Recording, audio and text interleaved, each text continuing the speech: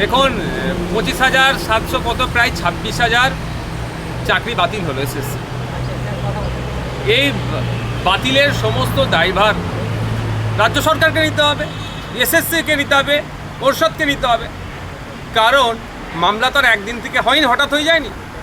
হাইকোর্টের division bench যখন পুরো প্যানেলকে বাতিল করলো, যে কারণগুলো দেখিয়েছিল সেই কারণগুলোকে এড়িয়ে গিয়ে দোষটা ঢাকা দেওয়ার জন্য সুপ্রিম কোর্টে ছুটল। অবশেষে সুপ্রিম কোর্ট পুরো প্যানেলকেই বাতিল করে দিল।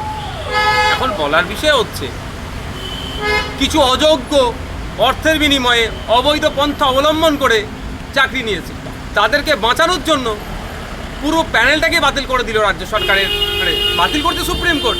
কিন্তু এই রাজ্য সরকারদের জন্য দায়ী আছে। যদি স্যাগ্রিগেশন করে দিত, যদি পৃথকীকরণ করে দিত ঠিকঠাক করে, কারণ রাজ্য সরকার তথ্য এক দিচ্ছে, এসএসসি তথ্য অন্য এক দিচ্ছে, আবার পর্ষদ তথ্য আলাদা দিচ্ছে কতজনকে অবৈধভাবে নিয়োগ হয়েছে, আবার সিবিআই খুঁজে বার করেছে সে তথ্যটাও আলাদা।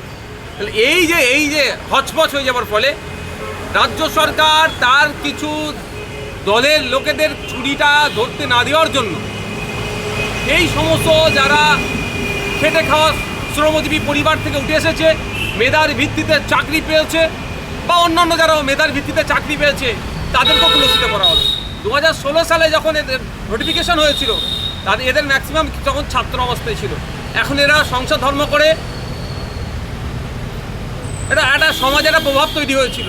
কিন্তু দুর্ভাগ্যের বিষয় রাজ্য প্রশাসন, কিছু তৃণমূল কংগ্রেস পরিচালিত সরকার কিছু চোরকে বাঁচানোর জন্য ভালো মানুষগুলোকেও, যারা বৈধ পন্থা অবলম্বন করে চাকরি পেয়েছে তাদেরকেও সন্দর চোখে ঠেলে দিল।